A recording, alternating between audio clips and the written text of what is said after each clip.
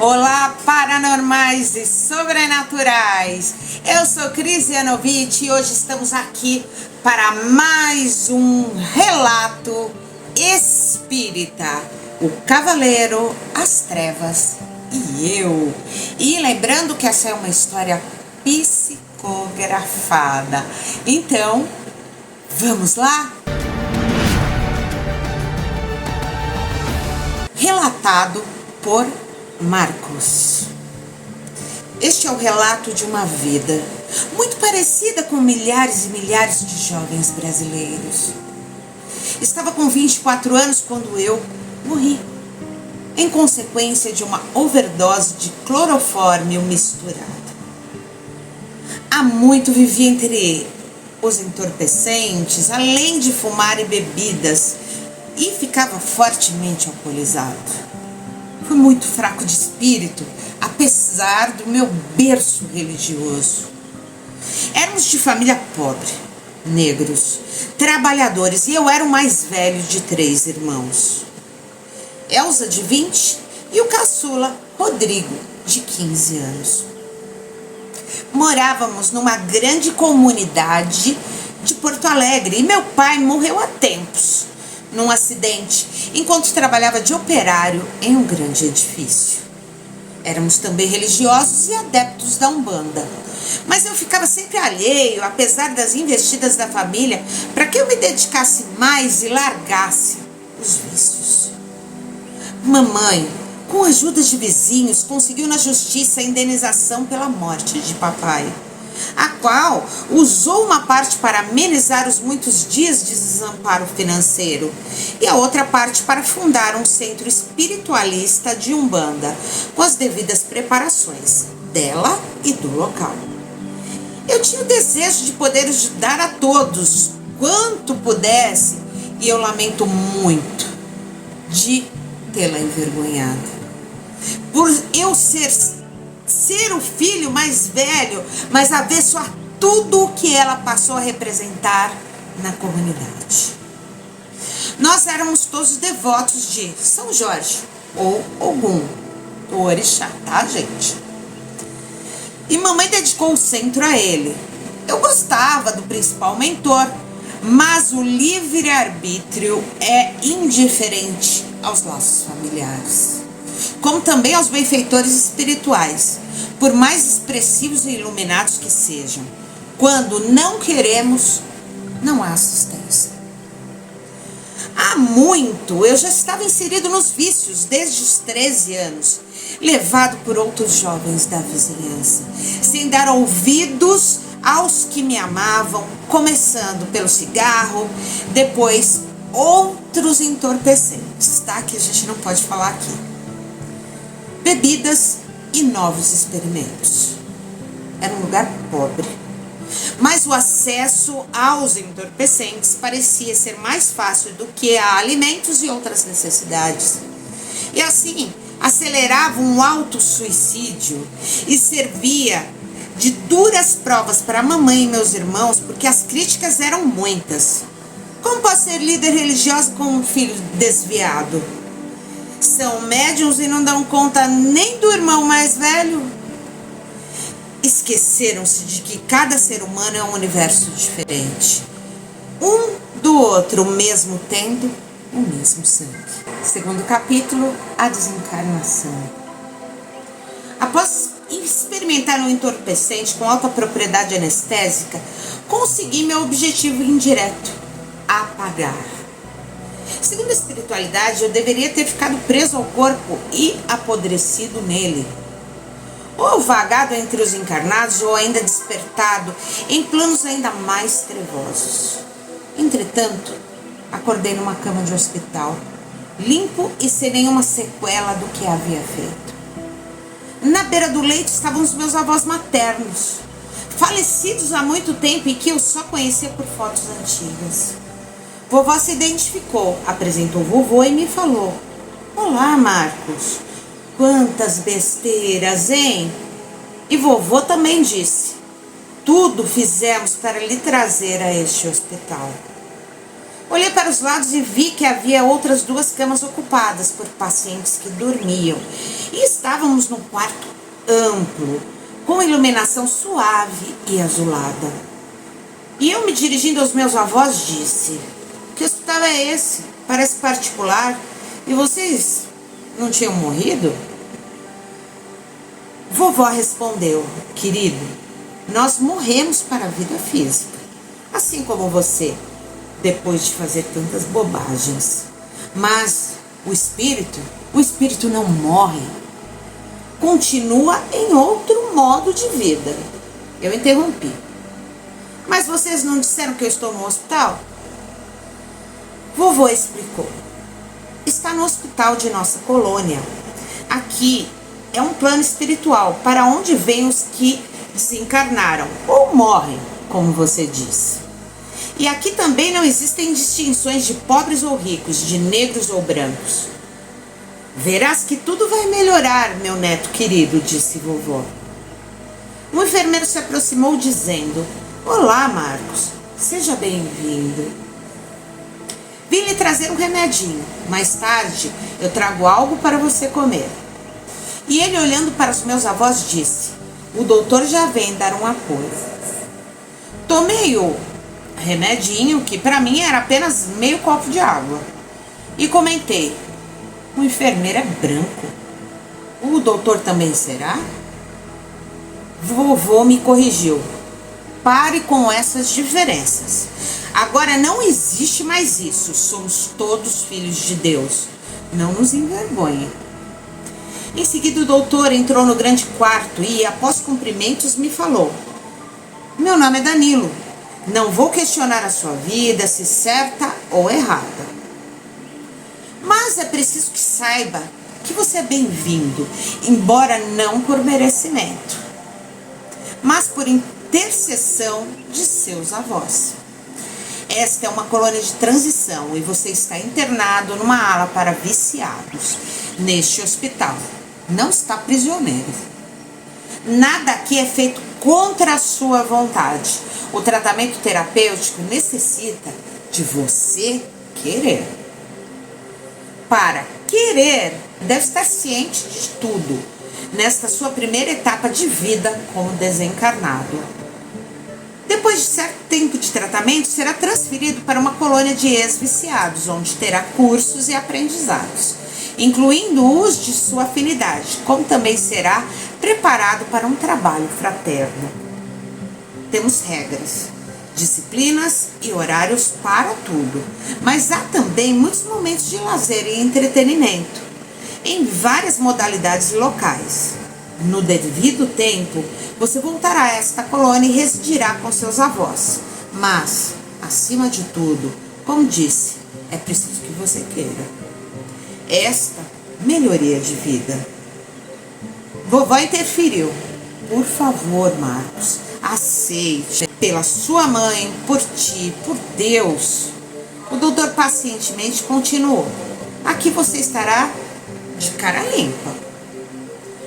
Como vocês mesmos dizem. O tratamento auxiliará na abstinência e todos com quem conviver serão colaboradores em seu progresso. É preciso também esclarecer que, caso não queira, nem ao menos tentar, será então transferido a outro plano. Mas alerto que esse plano é o avesso deste, e que encontrará lá tudo o que aqui não é possível ou permitido. Além disso, estará se distanciando do bom caminho e sujeito a muitos sofrimentos. Vovó outra vez interferiu: meu neto, pense bem. Por favor, para não fazer mais bobagens, peça a Deus ou a São Jorge que ilumine a sua mente. O doutor fez uma afirmativa e logo saíram, para o meu repouso. Mas fiquei matutando as ideias e baseado no que o doutor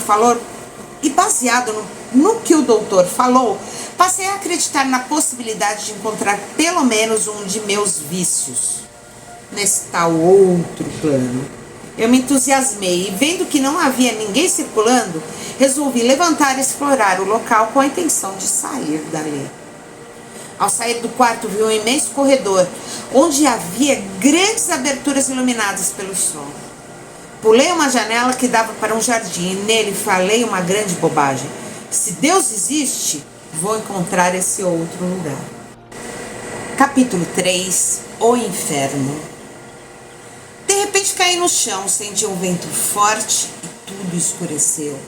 O hospital desapareceu e o local se transformou como num passe de mágica. Levantei-me todo sujo. Eu estava em um gigantesco deserto de planícies longínquas e rochosas, escuro e úmido. Árvores secas e retorcidas como num pesadelo. Filetes de água turva e barrenta formavam algumas poças lamacentas. O céu acima, tomado de nuvens grossas e escuras, cujos relâmpagos rasgavam a intensidade dessas trevas, permitindo ver um espetáculo aterrorizante no chão. Além de sentir um mau cheiro que emanava de todos os lados. Centenas de pessoas espalhadas, algumas em grupos, outras solitárias, outras feridas ou fracas e amparadas, todas vagando a esmo. Pareciam verdadeiros farrapos humanos. Eram pessoas sujas, desnutridas, maltrapilhas e esfarrapadas, cabelos sujos e espetados. Umas gemiam, outras choravam, algumas murmuravam e outras ainda gritavam como loucas ou gargalhavam sarcasticamente.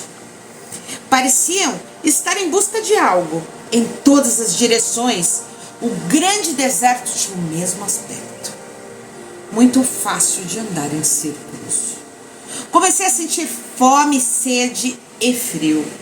De repente passei também a ouvir os choros de mamãe e de meus irmãos, mas sem saber de onde vinha. Capítulo 4. Vivendo entre os trevosos. Andei alguns metros e ouvi uma voz atrás de mim.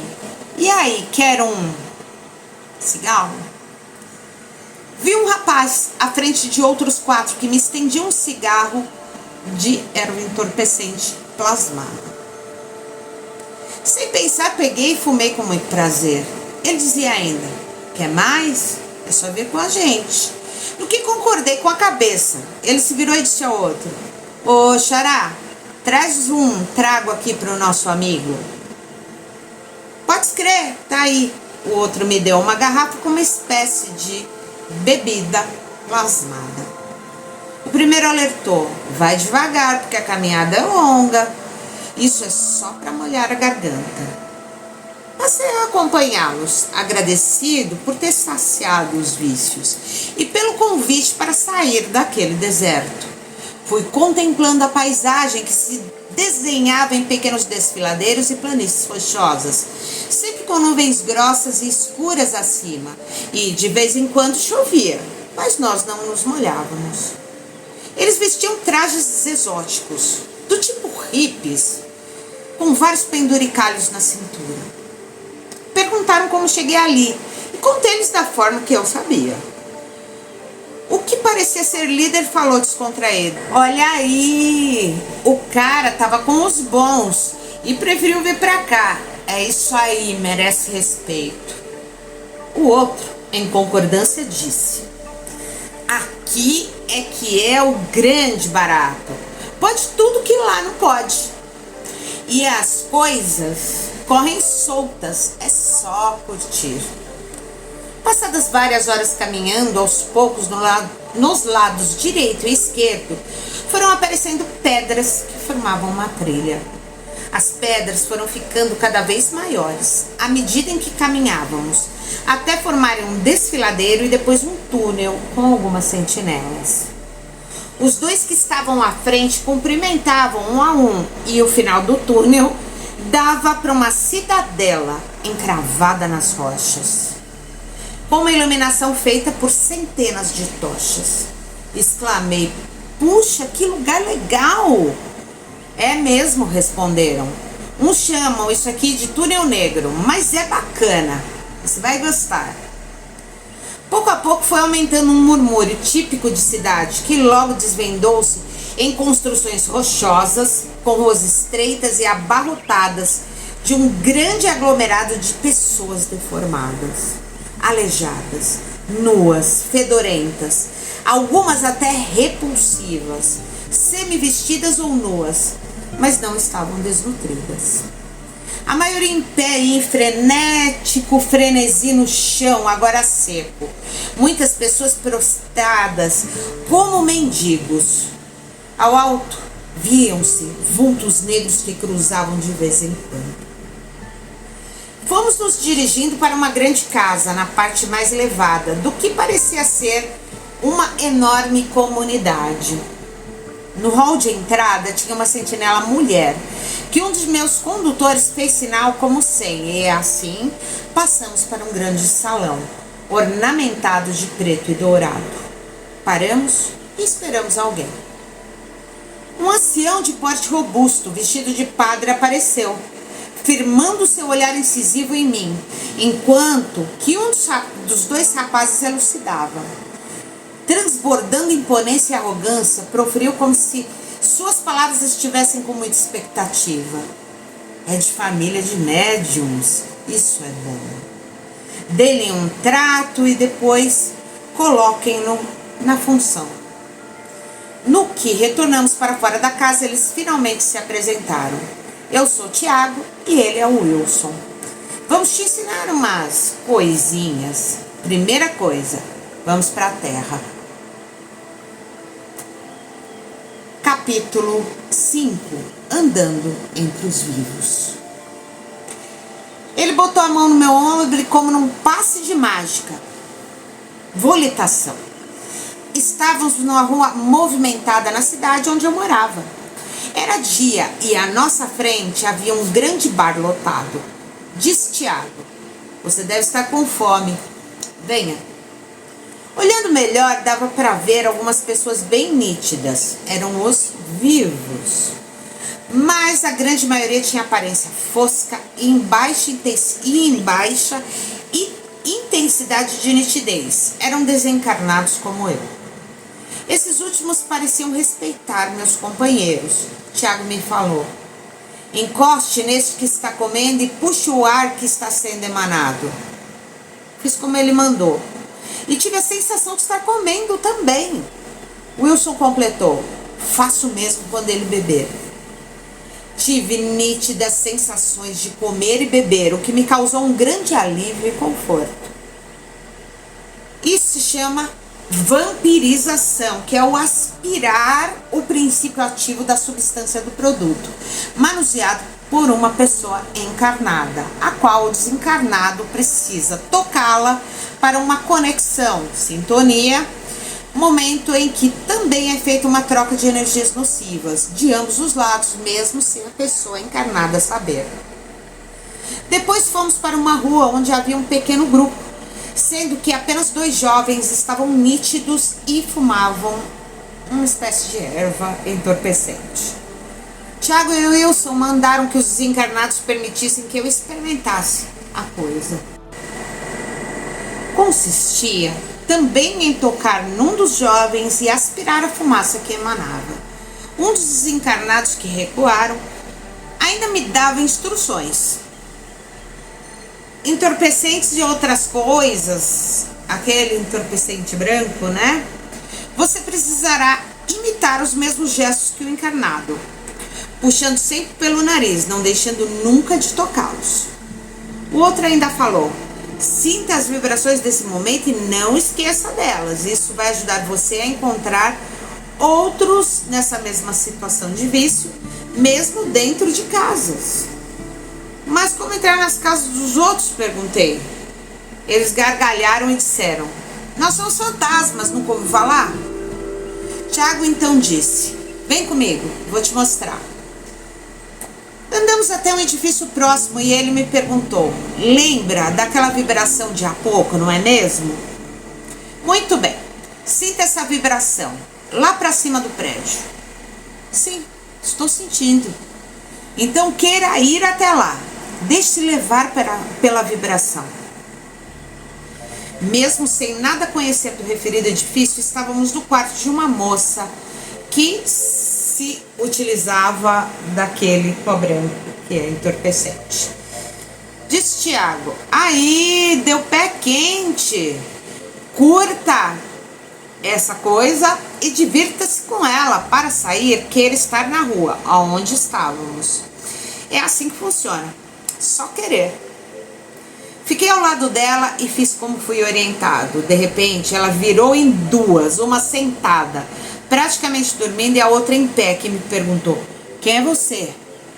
Sou um anjo, respondi. Ah, tá, negro. Você é racista? Indaguei. Não, disse ela. Então tá. Essa sumiu e a outra voltou a se mexer. Quando dormimos, mesmo que entorpecidos, o espírito se desloca do corpo por breves ou longos momentos. Não quis me divertir com ela, como Tiago sugeriu, e voltei para onde eles estavam. Comentei: não é a mesma coisa de antes, mas quebra o galho. É na quantidade, no número de vezes que você faz isso, que está a dose certa, explicou um deles. Tiago disse: hoje vai ficar por aqui, procurando as vibrações e curtindo. Não brigue com os outros desencarnados viciados. Seja camarada, que eles também serão. Quando quiser, pense no saguão da casa onde estávamos antes de vir para cá, para você poder voltar. Ok, disse. Não vai vacilar, já sabe, tens uma dívida com o nosso chefe. Te tiramos do grande deserto. Ok, pode deixar, respondi. Saí a andar, tipo, leve e solto pelas ruas que eram da Porto Alegre, onde eu vivia antes. Fui me chapando como me ensinaram. Ao passar por bares, comia e bebia da mesma forma como eu me utilizava daqueles entorpecentes. Parecia viver num paraíso, tudo livre e sem dinheiro. Era só lembrar as vibrações que magicamente era impulsionado como um imã para cada substância desejada.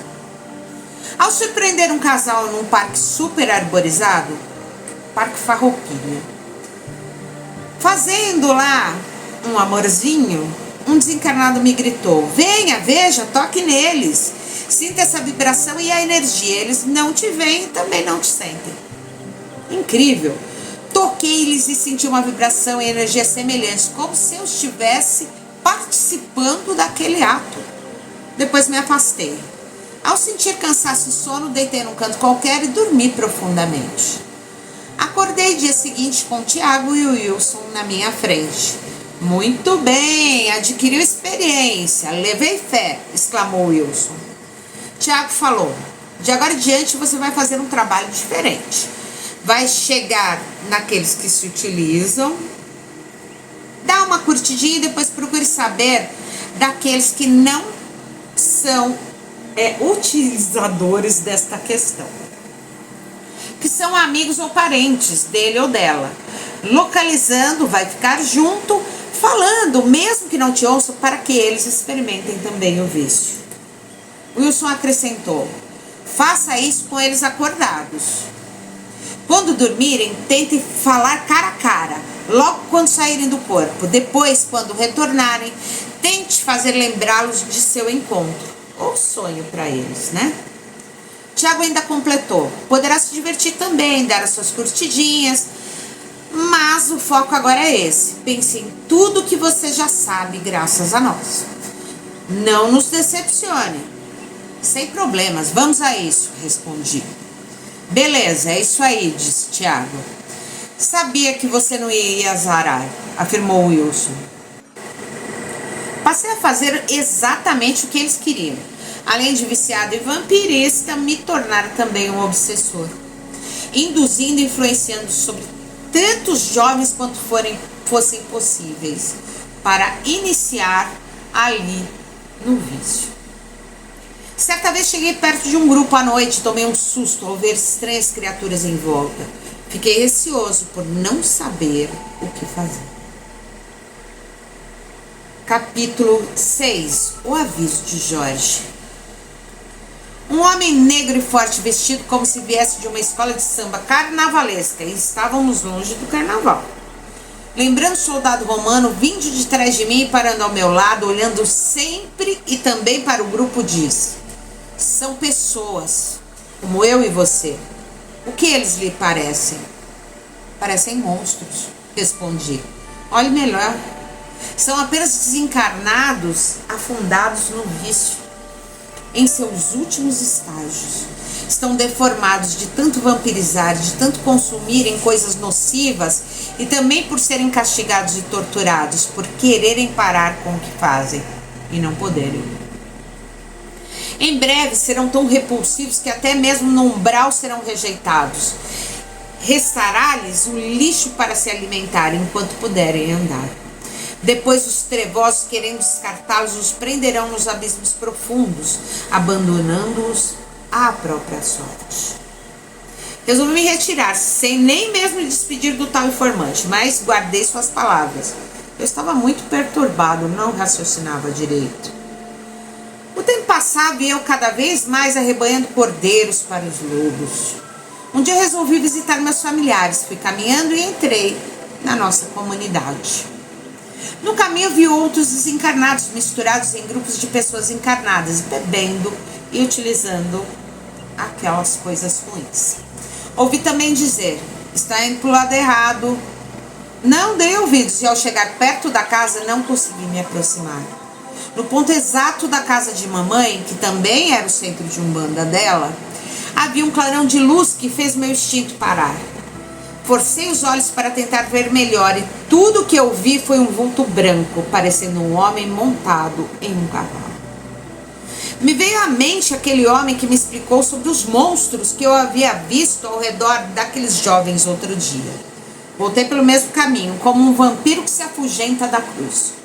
Comecei a relembrar sem parar das explicações que aquele homem me falou sobre o destino daqueles que usam entorpecentes. E pela primeira vez passei a imaginar sem os vícios, podendo até estar junto de minha mãe e meus irmãos. Lembrei de vovó, chorei. Capítulo 7. De volta ao inferno. Então, senti um puxão para cima e vi que estava naquele saguão da casa onde conheci Tiago e o Wilson. E um deles me falou: você está vacilando, cara. Num ímpeto de coragem respondi: tô pensando em largar tudo, parar com tudo. Tiago disse: sabe o que acontece com aqueles que desistem? Imagino, mas mesmo assim estou querendo parar com tudo. Fizeram um sinal de mão e rapidamente apareceram atrás de mim 2 homens que me prenderam pelos braços. Disse Tiago a eles: para o molho. Foram me levando para fora do prédio, cruzaram umas ruas e entramos em outra construção, que tinha uma escada para baixo e depois longos corredores com várias portas de ferro grossas. Era uma prisão. Abriram uma cela e me botaram lá dentro. Por enquanto, você vai ficar de molho para pensar melhor, disse Tiago, fechando a grossa porta. O molho era ficar em absoluta escuridão, sem coisa alguma. Não parecia ser tão ruim, mas à medida que as horas passavam, cresciam inúmeras necessidades. Fome, sede, frio e o início da tal abstinência. Não conseguia dormir e já pensava em voltar atrás de minha nova decisão, quando subitamente a porta se abriu. Era um homem zarrão, que limitou-se a perguntar: desistiu de parar ou não?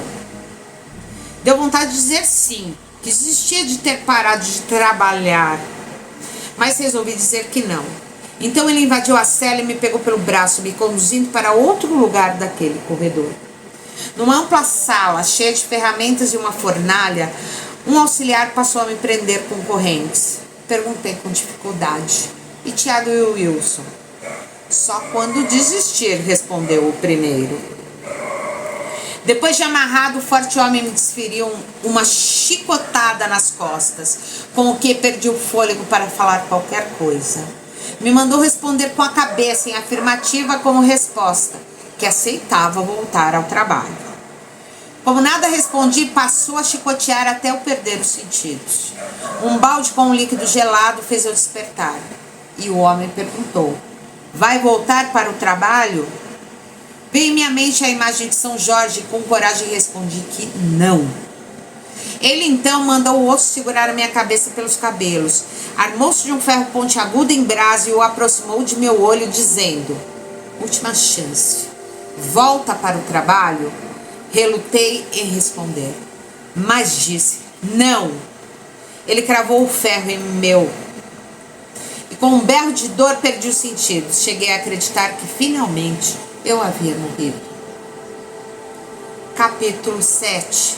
Novas torturas. Não sei quanto tempo se passou, mas fui acordando amarrado em pé, numa escuridão sem chance de ver nada. Minhas mãos afastadas, uma da outra sobre a cabeça, estavam presas em algemas de ferro e meus pés presos da mesma maneira. Estava esticado.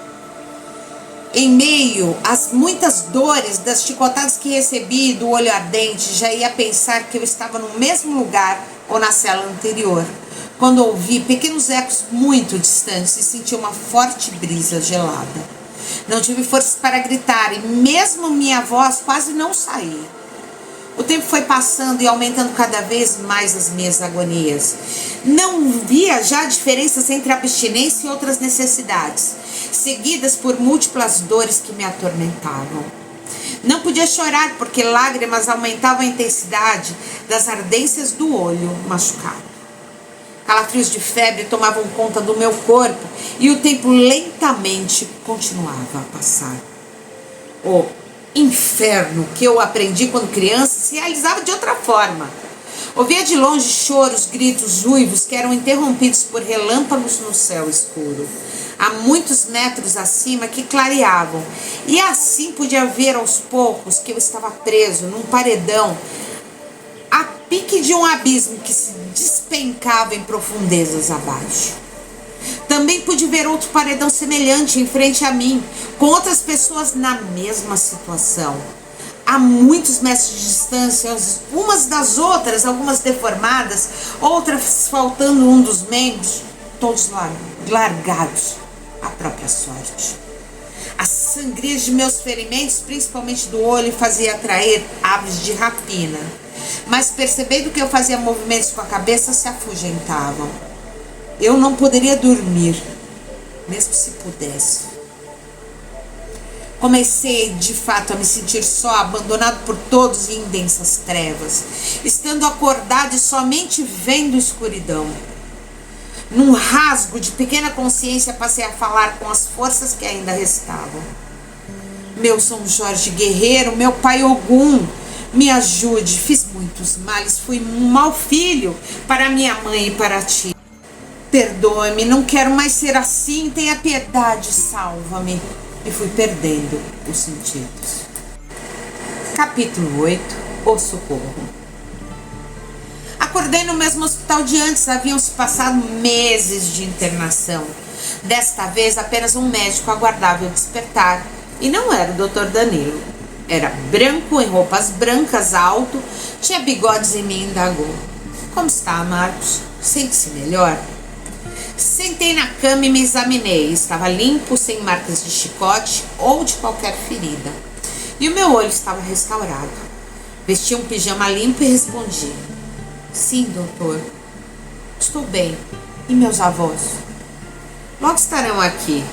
Pedi para o enfermeiro lhe trazer alimento e remédio. E você? O que vai ser agora? Precisarei de ajuda para ficar livre dos vícios, eu disse. Aqui terá toda a ajuda necessária. Espero que agora siga o bom caminho. Sim, doutor, chega de ser errado. Gostaria de poder fazer algo pela minha mãe e meus irmãos, porque muito eu errei com eles. O enfermeiro chegou com uma bandeja e o doutor falou, saindo em seguida: então comece já. Se alimentando, se medicando e querendo tratamento para depois poder fazer mais. Eu me deliciei na sopa de legumes, pão, um doce, uma fruta e um suco. Quando vovó e vovô chegaram, com muita alegria e emoção, nos abraçamos e disse-lhes: agora vai ser diferente. Perdoem-me por ter falhado antes. Nunca mais vou fugir daqui. Disse vovó: que bom, querido, que pensa assim. Vê se faz tudo direitinho agora, para tudo melhorar. Foi o que eu disse ao doutor. O enfermeiro veio recolher as coisas e perguntou: gostou da sopa? Sim, muito. Como é o nome do doutor que estava aqui? Indaguei a ele.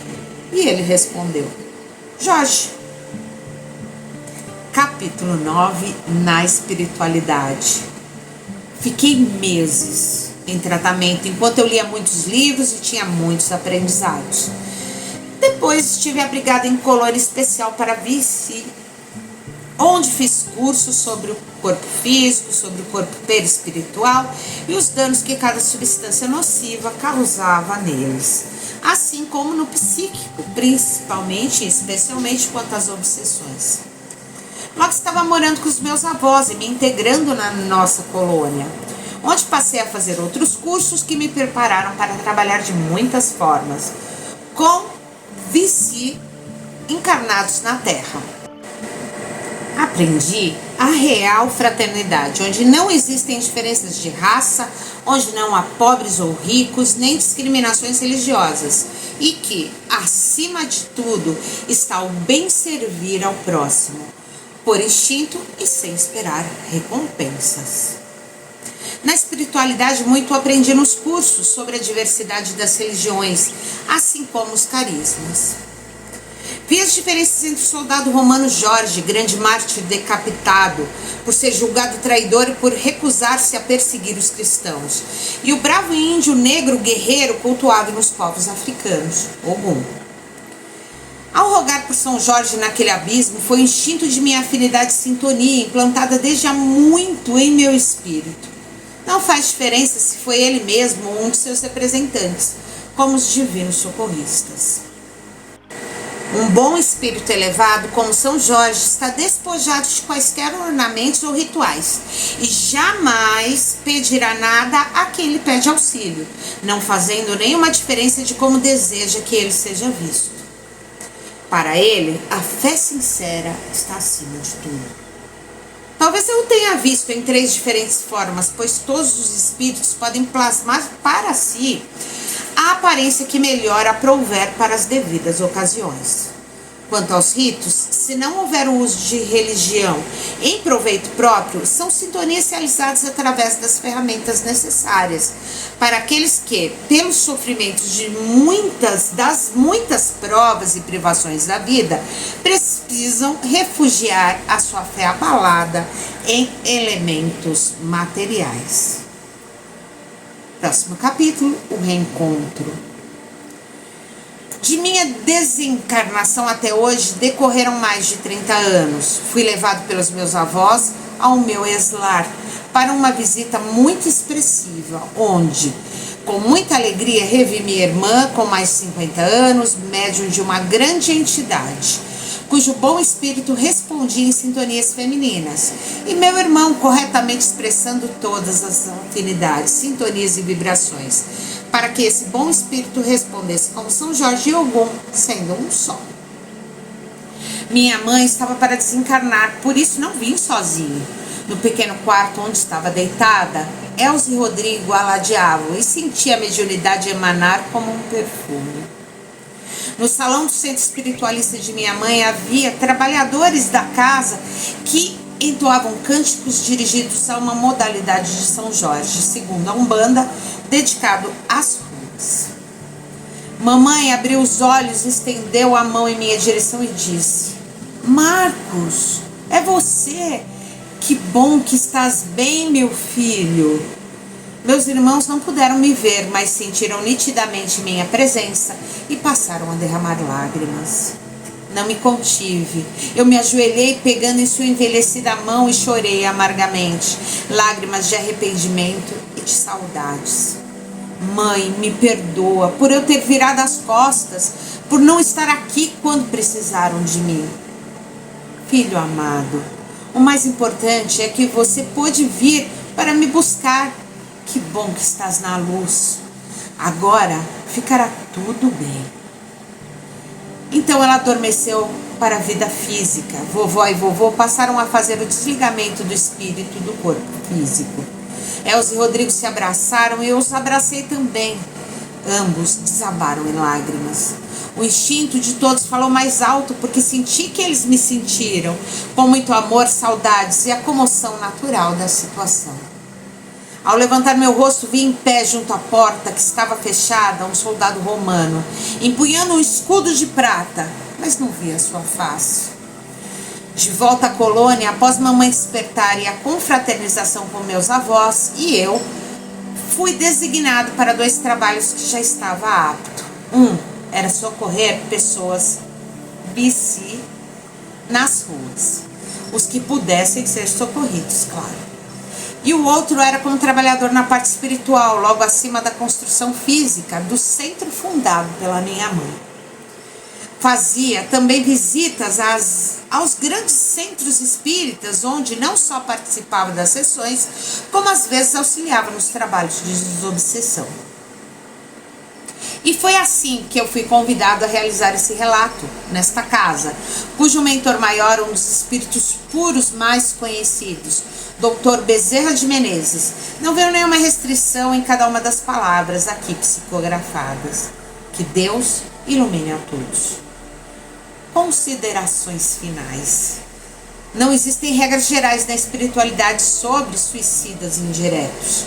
Nomes e locais foram preservados por haverem familiares ainda encarnados.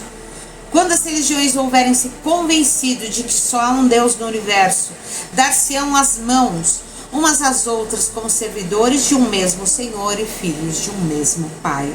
Homenagem da Sociedade Beneficente Espírita Bezerra de Menezes a todos os adeptos de São Jorge.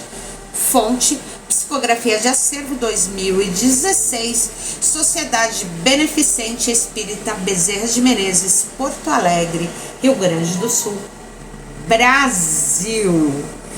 Então, meus caros, o que vocês acharam desse relato que, apesar de longo, está cheio de lições a serem aprendidas? Gratidão imensa, Sérgio Gitel, por ter permitido compartilhar esse relato belíssimo. E você, como você vê tudo isso?